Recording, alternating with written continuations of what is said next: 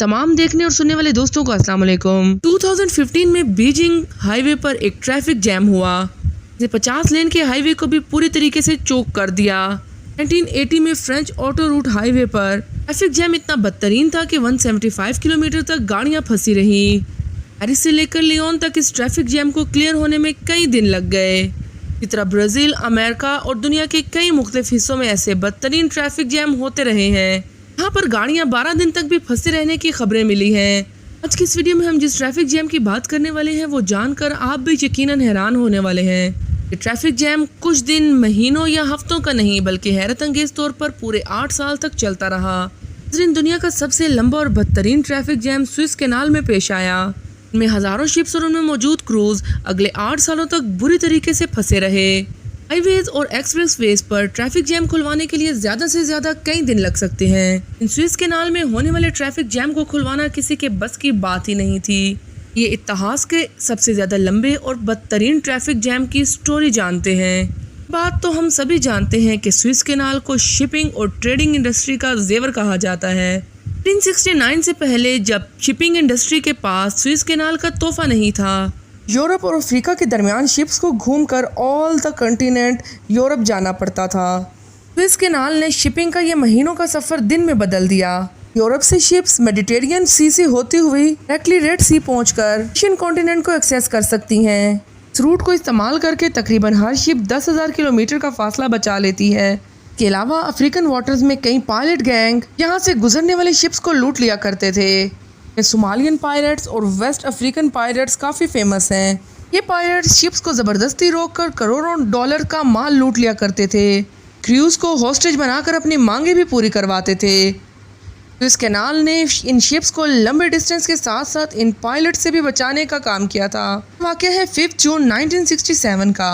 सुबह सवेरे 15 cargo ships canal की मेडिटेरियन साइड से अंदर दाखिल होती हैं। नॉर्मली शिप्स को ये कैनाल क्रॉस करने में 12 घंटे लगते हैं। आज इनका ये घंटों का सफ़र सालों तक लंबा होने वाला था। इस बात की भनक इनको ज़रा बराबर भी नहीं थी।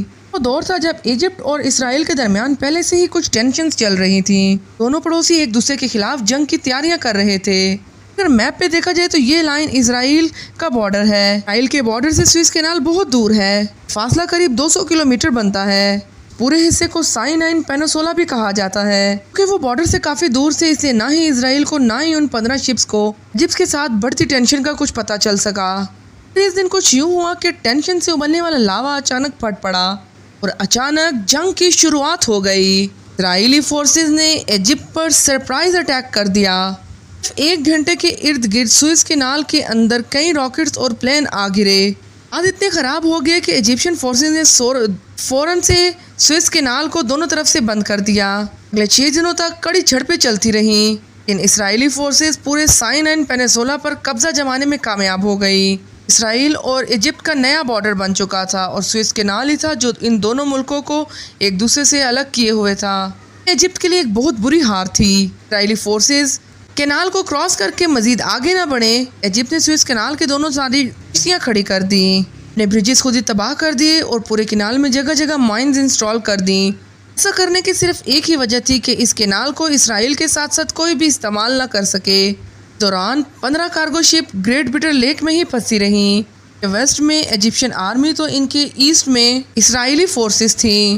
ना ही वापस मेडिटेरियन में जा सकती थी और ना ही रेड सी में। शॉर्ट इन शिप्स के पास इसी लोकेशन पे खड़े रहकर वेट करने के सिवा कोई चारा ना बचा। इसके अलावा कई और भी शिप्स थी जिनको मेडिटेरियन और रेड सी के दरमियान ही रोक दिया गया था। वो इसी उम्मीद में खड़े थे कि शायद मामला सुलझ जाए।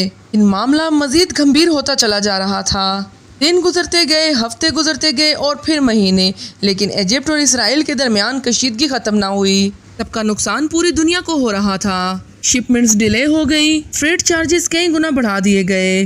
वो शिप स्विस को इस्तेमाल करके यूरोप से मिडिल ईस्ट और एशिया जाया करती थी। उनको अब दोबारा से अफ्रीकन कॉन्टिनेंट से होकर यूरोप जाना पड़ रहा था। जंग में जहां दुनिया को कई नए चैलेंजेस फेस करने पड़ रहे थे, ट्रैफिक में फंसी 15 शिप्स और उनमें मौजूद क्रूज अपनी ही मुसीबत में फंसे हुए थे। ब्रिटिश, जर्मन, स्वीडिश, फ्रेंच, एलोगेरियन, कोस्लोवाकियन और अमेरिकन शिप्स शामिल थीं। महीनों बाद जब उनको क्लियर हो गया कि ये मसला इतनी जल्दी खत्म होने वाला नहीं है, शिपिंग कंपनी ने ज्यादातर क्रूज को वापस बुलवा लिया। सिर्फ एक एक शिप्स पे 10-10 लोगों को मेंटेनेंस के लिए छोड़ दिया गया और दूसरे तीसरे महीने ये 10 लोगों का क्रूज भी चेंज करके नया क्रू भेजा जाता था, इसी उम्मीद में कि शायद एक दिन वो अपनी फंसी हुई शिप्स निकालने में वहां से कामयाब हो जाएंगे। इतना अरसा एक साथ रहते रहते 15 शिप्स के क्रूज में आपस में दोस्ती बढ़ती गई। उन्होंने अपने आप को इस डिप्रेशन से निकालने के लिए एक्टिविटीज का इंतजाम भी किया। जर्मन शिप पे एक छोटा चर्च खोला गया। हर संडे को सारे क्रिश्चियन जमा होते थे। बल्गेरियन शिप में हर रोज मूवी नाइट का बंदोबस्त किया जाता। ब्रिटिश शिप में पूल पार्टीज, ब्रिटिश शिप में फुटबॉल खेली जाती थी। के याद पर उन्होंने बिटर शिप्स के बीचों बीच ओलंपिक्स गेम भी करवाई थी, को बिटर लेक ओलंपिक्स 1968 का नाम दिया गया। एक के बाद एक साल गुजरते जा रहे थे। ये शिप्स एक ही जगह पर खड़ी रहीं। आखिरकार एक वक्त ऐसा आया, इनके ऊपर मिट्टी की लेयर जम चुकी थी क्योंकि ये न्यूट्रल शिप्स थी और इनका इस लड़ाई से कोई लेना देना नहीं था। इन शिप्स वालों को खाना पीना पहुंचाने के लिए ना इसराइल को एतराज था और ना ही इजिप्ट को। इस सालों बाद 1973 में ये जंग एक बार फिर से शिद्दत इख्तियार कर गई, लेकिन इस बार हमले की शुरुआत इजिप्ट की तरफ से हुई। इजिप्ट अपनी पूरी ताकत के साथ साइनाइन पेनिसुला में घुसा, इसराइली फोर्सेस को काफी अंदर तक धकेल दिया। दोनों तरफ से भरपूर हमले किए गए, लेकिन इस बार एक इसराइली रॉकेट ना चाहते हुए भी फंसी हुई अमेरिकन शिप में आ लगा और वो तबाह हो गई। हफ्ता भर चलने वाली ये लड़ाई दोनों तरफ हजारों कैजुअलिटी का बाइस बनी। आखिरकार 24 अक्टूबर 1973 को दोनों मुल्कों के दरमियान सीज फायर का मुआहिदा हो गया।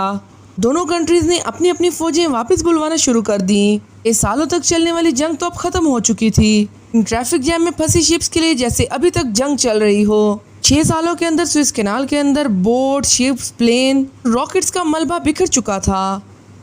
के अलावा यहाँ इजिप्ट ने माइंस भी इंस्टॉल कर रखी थी। ये शिप्स का यहाँ से निकलना अभी भी मुमकिन नहीं था। कैनाल को अच्छी तरह साफ करने में इजिप्ट को अगले 2 साल लग गए। 5 जून 1975 वो दिन था। स्विस कैनाल को 8 सालों के बाद खोला गया। इतना लंबा अरसा साथ रहने के बाद अब 14 स्विस कैनाल से शिप्स निकल रही थी। शिप्स जब वापस अपनी कंट्रीज में पहुंची तो इनका खूब धूमधाम से इस्तकबाल किया गया। 8 साल बंद रहने के बाद स्विस कैनाल में ट्रैफिक दोबारा से बहाल होने लगी। बड़ी ट्रैफिक जैम हिस्ट्री में ना ही पहले कभी हुई थी, ना ही इसके बाद आज तक हुई है। दूसरी तरफ इजिप्ट और इसराइल के रिलेशंस बेहतर होते चले गए। इसराइल ने पूरा साइनाइन पेनिसुला इजिप्ट को वापस कर दिया। इजिप्ट वो पहली कंपनी थी जिसने इसराइल को रिकॉग्नाइज किया था। उम्मीद है कि आपको हमारी ये वीडियो पसंद आई होगी। अगर आपको हमारी ये वीडियो पसंद आई हो तो वीडियो के आखिर में हमारे चैनल को सब्सक्राइब और वीडियो को लाइक करना ना भूलिएगा।